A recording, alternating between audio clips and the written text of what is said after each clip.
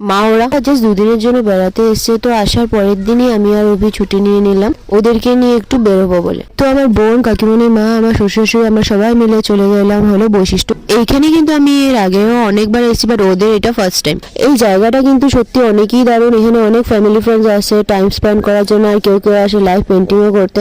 আর এই বানরগুলো দেখো কি সুন্দর বসে বসে খাচ্ছিল। দেন আমরা চলে গেলাম ওই পারে, কারণ ওইখানে আর একটা মন্দির আছে। বাট আমাদের লাগে এতটাই খারাপ যে আমরা যখন গেছিলাম তখন মন্দিরটা তালা ছিল। আর এইখানে দেখো অভি পুচকুরের সাথে খেলা করছিল। বেবি হওয়ার আগে কিন্তু অভি বেবি রাখার এক্সপিরিয়েন্স খুব ভালোই হচ্ছিল। দেন আমরা বাইরে গিয়ে বানরগুলোকে কলা খাওয়ালাম। এখানে কিন্তু অসংখ্য পরিমাণে বানর আছে, আমরা অনেকেই ফুর্তি করলাম। কিছু কিছু বানর মা এবং অভির গায়ে উঠে গিয়েছিল, যেগুলো টাইমে আমার ক্যামেরাটা অফ ছিল, দুর্ভাগ্যবশত কিছু ক্যাপচার করতে পারিনি। এরপর আমরা ফুচকা খেলাম, দেন চলে গেলাম হলো বালাজি মন্দিরে। সেইখানে পৌঁছতে পৌঁছতে অবশ্য রাত হয়ে গেছিল, বাট তথাপিও অনেক ভালো লেগেছে। আর সবচেয়ে বেশি ফুর্তি করেছে এখানে আমাদের ডুগু। কাল ওরা চলে যাবে আবার সোনাপুর, আবার জানি না কবে দেখাবো। এনিওয়ে আজকে শর্টটা কেমন লেগেছে কমেন্ট করে নিশ্চয়ই জানাবে। আর এরকম আরো জানাবে, please subscribe to my channel.